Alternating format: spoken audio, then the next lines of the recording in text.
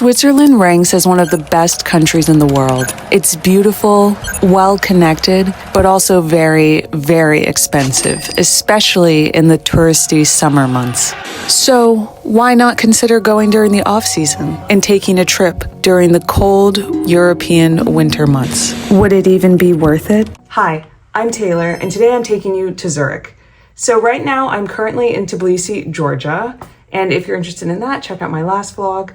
But in a few hours, I get on a plane, first to Munich, then to Zurich. So let's go find out. Checking out now. United States. Yeah. Not the United Kingdom. No. Also, I should say here that this vlog is focused on costs in Switzerland, and I will say that I am meeting my family there, so I won't be paying for everything. I just want to make that clear if anyone was curious. So my flight was really delayed to Munich, but I arrived. I still have a few hours to kill. My travel tip, always, if there is a longer layover option, and I mean like 4 hours, 5 hours, over a 55-minute one or an hour one, just do it. Multiple people on my last flight had to be rebooked, and I just know that's stressful from experience, and I'm just sitting here with a few hours to kill. I got a cappuccino, which is really good, and loving this airport. I love any airport that basically doubles as a mall, so. Quick observation, the Germans are really good at recycling and reducing their carbon footprint, yet there isn't a single water fountain that I've seen in this airport, so there must be a law against it, because why?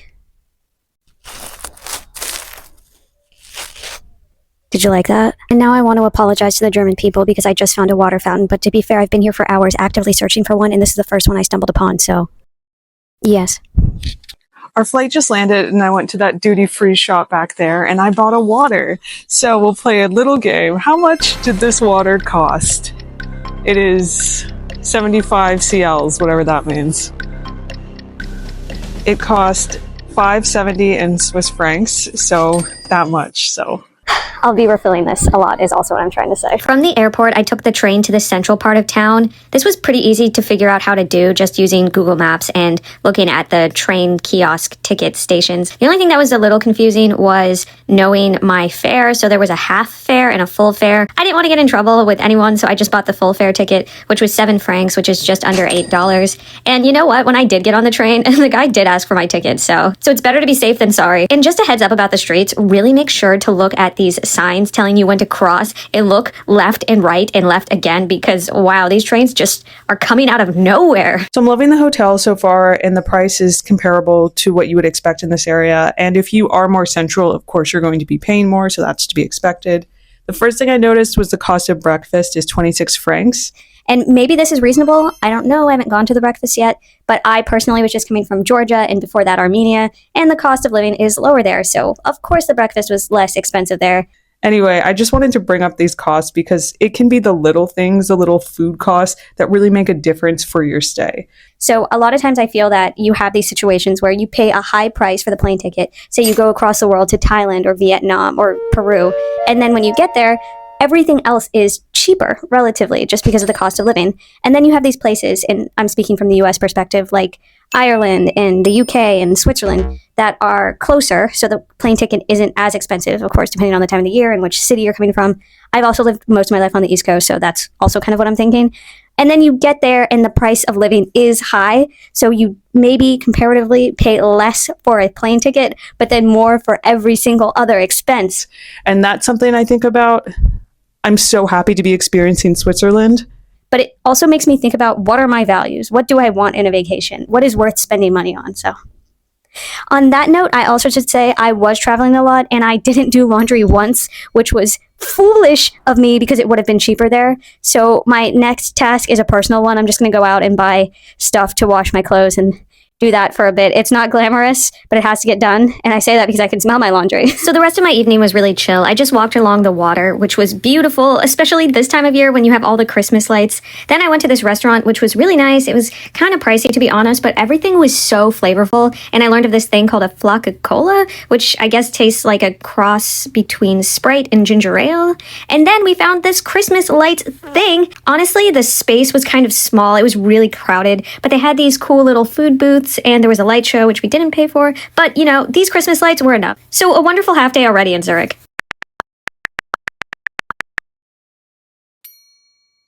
Good morning. So we're going to start our first full day in Zurich with a walk, which you guessed it is free. Also, they had these do not disturb signs on the hotel doors, which is normal, obviously. But in addition, they had these green reduce your carbon footprint signs. So basically, you decline service, all like sorts of service to the room for a day, less expenditure of energy, and you get a free drink voucher, which is worth it, So reduce, reuse, recycle, or something. So I started my walk down the Bahnhofstrasse, which is one of the main downtown streets in Zurich, and it starts, or terminates, depending on how you see it, at the train station. And this street is interesting because it is one of the most expensive streets in the world for shopping and retail and stuff, according to Wikipedia, which means it's absolutely true, probably. And we are at the end of the street, and look at that water. So objectively, I think this is a beautiful view. However, subjectively, I think it would be 10 to 100 times more beautiful had it been sunny with blue skies. Either way, glad I came. It's nice to see the water. From there, I walked to a little cafe for breakfast, and I did this because I was considering going to the hotel buffet, but paying $30 at 9 a.m. just doesn't sit well with me, so it was good to find another option. I will say this is kind of pricey for everyday purposes, but in comparison for vacation, it's okay. Now look to your left, and you see the Swiss National Museum, which was built to look like a castle because it contains our history. On the right is our main Bahnhof railway station that connects us to the rest of Europe. The bus tour was fine overall. We did stay close to the center of the city, which means I already saw a lot of that stuff earlier. Regardless, it's nice to hear about the site, so worth it, I guess, especially when it's cold, gray, and rainy, and you're kind of jet lagged. Next thing is the National Museum. Just gonna go because it's close to the hotel. And like I said, it's cold, wet, gray, and kind of rainy. The Swiss National Museum is housed in a brutalist looking building, which I love the architecture. Honestly, I know it's not a popular opinion, but it's just expansive and cool looking to me. And there were two current exhibits, one on Christmas and Nativity, which was kind of interactive and great if you're into that sort of thing. And the other was on colonialism, which is great if you're into that sort of thing. Kidding! Anyway, no, that one was on racism, and it focused on Switzerland's role in the slave trade, but also in apartheid and in Rwanda. So heavy stuff, but important to learn about. Just been slightly raining all day, and I think I'm just gonna go to the mall because I just need bright lights and a lot of stimulation, and it sounds like a joke, but I'm so serious that I just need the opposite of everything that's going on in the sky right now. Truly, the gray, rainy days are really getting to me. And I say this to you because if you are considering taking a winter vacation in Central or Northern Europe, this could be the reality. There are a lot of blue, sunny days, depending on where you go, and you could find that, or every day could be like this. And it's kind of raining right now, so asking yourself, if you take off of work, if you spend all this money, if you travel halfway across the world, is that worth it for you? It's just something to consider. So I headed back down the main streets, and I was floored because there were so many people and so many bright lights for Christmas and everything. But also I was kind of feeling overwhelmed because there are too many people here. Like, look at this. It was just so hard to get down the sidewalks. And sure, there are places that are less busy than others, but overwhelmingly, this was just kind of like, wow, I need to just stay out in the mornings because honestly, this is a mess of people, and maybe Zurich's actually too small because, wow. So nature can be really refreshing, and I feel refreshed too in nature, but right now, I'm just so happy I came out with this Christmas vibe. There's just lights and sounds, and I wasn't feeling so good earlier, but now I'm just like in a much better mood. So maybe if you're like that in some ways, you can understand why this is just A burst of energy unlocked or something. I don't know why I just kind of froze up here. I just lost my vocabulary and left.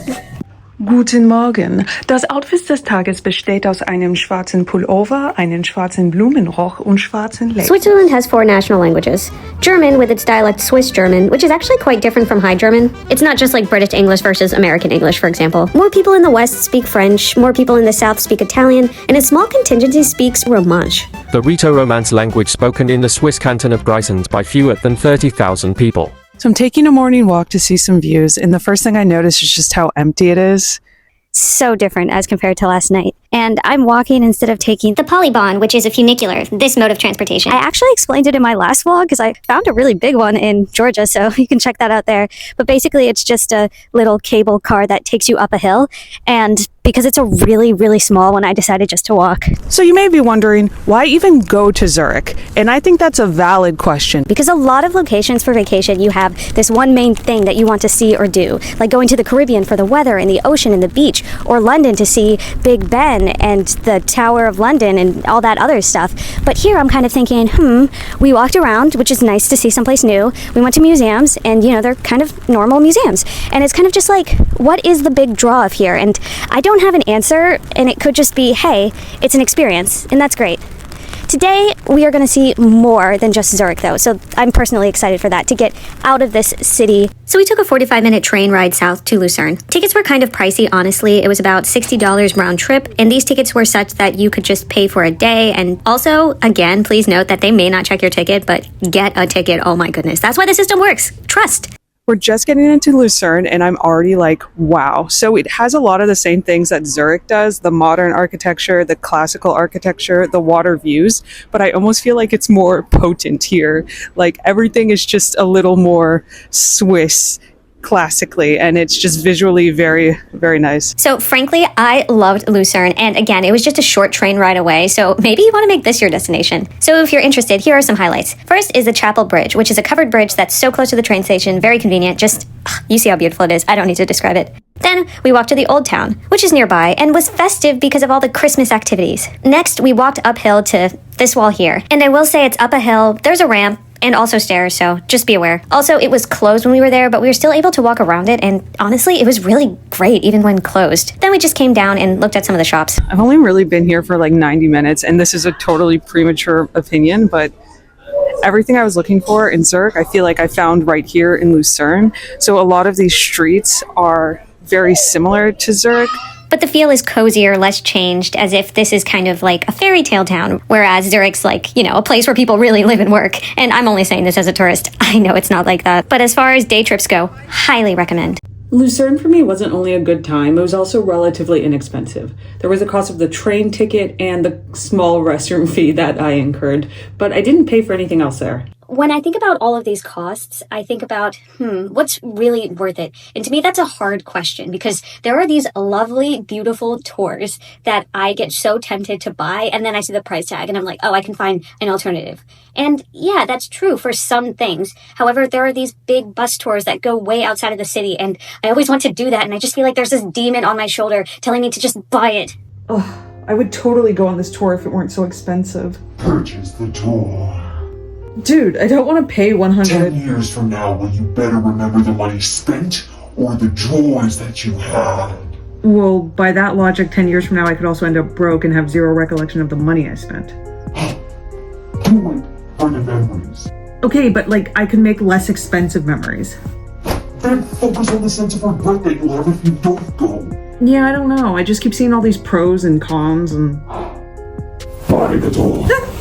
And all jokes aside, how you spend your money is a personal issue, and it can be a sensitive issue.